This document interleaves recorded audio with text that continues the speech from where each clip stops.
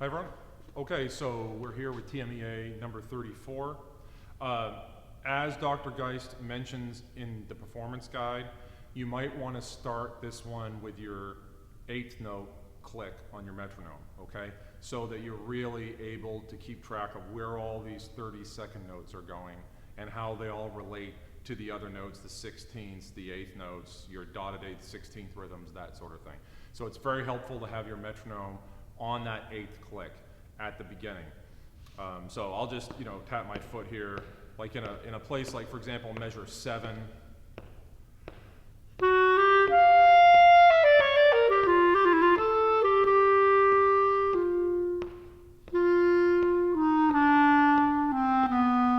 So it just really helps you feel where everything needs to be placed, okay?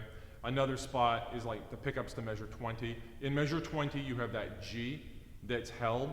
So having your metronome on the 8th note click can help you make sure that that G is sustained for the proper amount of time. So again, I'll just tap my foot on an 8th click.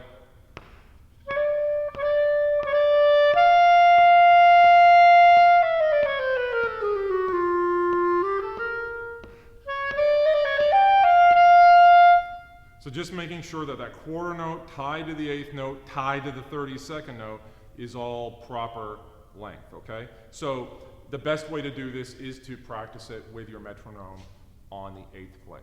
Now having said that, once you get confident with the rhythms in here and you know where everything goes and you feel pretty good about it, try it with your metronome on the quarter note click.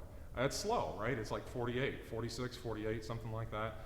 But I always find when I'm playing some of these slower pieces, if I can feel the larger beat, I feel like it helps me be a little more musical in the phrase. So, try it with your metronome on the 48, the 46, the 48. You still have to kind of feel that 8th note pulse inside you, all right, so that you are placing the 32nd notes properly. But I feel like if I'm feeling a slower beat, I feel like it helps me be more musical within the phrase, okay? But at first, when you're learning it, put your metronome on the 8th click so that you're really making sure all the rhythms are correct in there, okay? In measure 25, we want to make sure for this B flat to C trill that we're using both of the top 2 trill keys here, right? So this is one of these trills on the clarinet that's not great. We can't really do that very fast, B flat to C, right? So we're going to play the B flat normally, and then we're going to trill the top 2. That's better than just the top 1. That's going to give us closer to a whole step there, all right? So.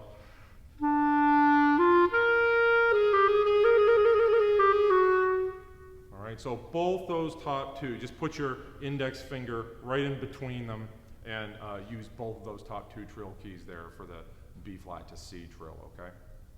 In measure 26, it says largement at the end of the measure, so we can really stretch this here. Don't feel like it's the last part of that measure needs to be exactly in time. The largement, it's giving us the latitude to expand that a little bit. All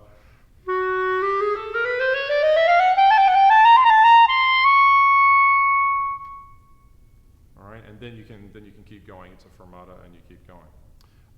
The only other thing I'll mention about this is to take your time on the turns and in the cadenza down at the bottom. Don't make the turns any faster than they need to be. Expand the turns as much as you can, okay? So I'm looking at measure 21.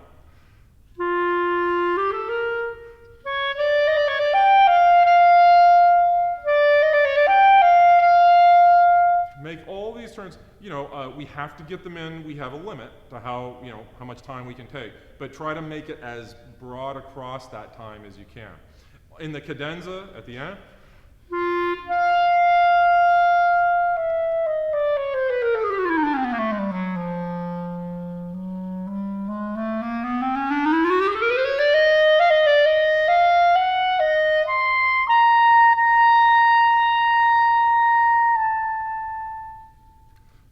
just make it a little bit different. We don't want it to be straight. We want it to be musical. We want it to be flexible rhythmically there. It doesn't have to be with any metronome or anything like that. It's a cadenza, okay?